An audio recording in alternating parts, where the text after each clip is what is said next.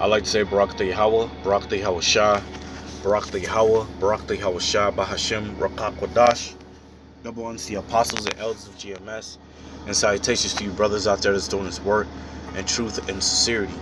So coming back at you with Job 9:24. This is going to be a part 2. So let's get this back. This is Job 9:24, and the scripture says, the earth is given into the hands of the wicked. He covereth the faces of the judges thereof. If not, where and who is he? So we went into the book of Malachi 1 and 4, and then we went into Genesis. We went into the book of Genesis 25 when we started at verse 21. And that was to, again, identify who the Edomites are to this day. Right? The wicked that ruleth over the earth. Right? Because if the righteous ruleth over the earth, like the scripture says, that when the wicked rule, the people mourn, but when the righteous rule, the people are rejoicing. Well, guess what? People are in mourning. People are getting evicted. People, it's hard for them to afford food. People are struggling right now, man. People are it's hard for them to pay off their mortgages. You got people losing their homes that was paying on a mortgage, man. And you got a lot of people making YouTube videos talking about how much they are struggling. And a lot of them are women that are single, right? And or men that are single and staying inside of an apartment. Because now apartment rent is run up to about $1,700 to $1,800. And that could run from a 1-bedroom to a 2-bedroom, and also depending on where you live. But even now, you know, when you go like to what they will call the ghetto or whatever, you know, even out there, you know, it's getting expensive, right? In these bad neighborhoods. So the people are in mourning. What's another example of people being in mourning? Well, the wars that are taking place all over the world. You know, you got Russia, Ukraine, you got Hamas and Israel. And again, you know, you got the rumors of China and Taiwan. And you also have rumors that Iran is about to get involved with the war that's going on right now as well.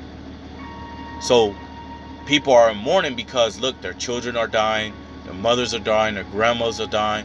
And I watched a video the other day where this Palestinian woman was in a hospital, and she wailed when they brought her one of her family members in. They didn't show the person, so I don't know whether if it was a male or a female, but they showed the person on a stretcher, and she ran and she wailed like somebody was on, like she was on fire or something, man. So people are in mourning right now. You know, people are out here in mourning. You know, and just to bring this up, which I don't really like to bring these things up, but you had, you know, an Israelite group get into a altercation with a Palestinian protest. And that's pretty much all I'm going to say on that. But that, I only brought that up because that is another example of them mourning, is that they're willing to fight, you know, because they're so, you know, deeply into their emotions. So there's a lot of things that's taking place in the world to show that the people that are in rulership are the Edomites. And on top of that, the whole world is in wickedness right now, man. Because the scriptures talk about that if the wicked is in rulership, that the people will be wicked, right? The scriptures talk about that. So let me grab that real quick on top of that.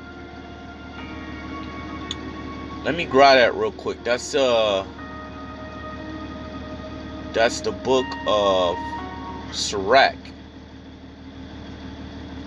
I think it's Sirach 10, right? If I recall. But I gotta grab it in the other phone because I don't have the internet on this phone. So let me get Sirach 10. I think it's 10 and 1. Right. Sirach 10 and 1. A wise judge, and when it goes into being wise, it's talking about the commandments. But the commandments are only given unto Israel.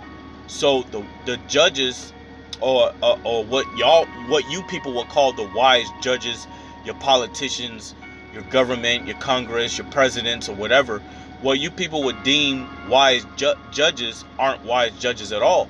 Because in order to be wise, you got to have the commandments. The commandments is what creates this man to create this man's mind to be wise, to walk uprightly, and to judge in a righteous way, just like King Solomon.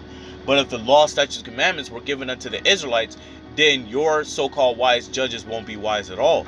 And let's say you have Israelites within those positions, but they have taken the ways of the heathen and trimmed their ways in order to be in those positions. So it says a wise judge will instruct his people. How are you people being instructed? Well, one, you people are being instructed to graduate high school, to go to college, put yourself in all this debt, to get the pokey. I'm gonna call it the pokey, because they're still telling you to get that pokey, from the C-19. So they're instructing you people in an unwise way instead of more of a wise way.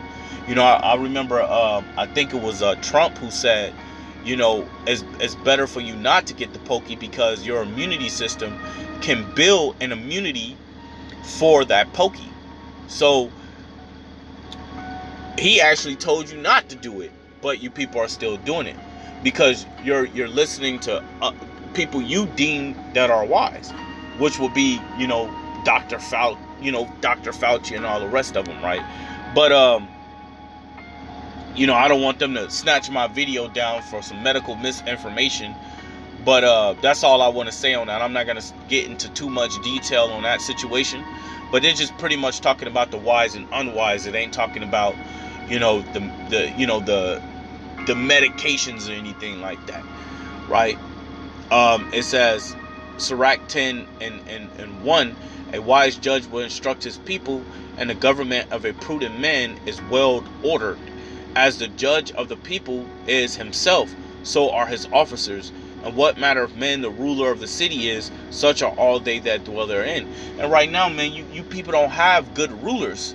You don't have good rulers because these rulers are seeking out their own interests and they're ultimately they're seeking out their own interests. They're not seeking out the interests of the people, man. So if these people are corrupt and wicked, then guess what? The majority of the time, you people are going to be corrupt and wicked because you're looking at serving your own interests. So if somebody gets in the way of that, you're willing to do somebody wrong in order for your own interests. Your own interests, Salaki. So it says, an unwise king destroyeth his people, but through the prudence of them which are in authority, the city shall be inhabited. And right now, the city is inhabited by a lot of wicked rulers and a lot of wicked ass people, man. I was going through YouTube the other day, and there was this Judite, man, and this Eve, or a so-called black woman, and she was talking to her husband on the phone, and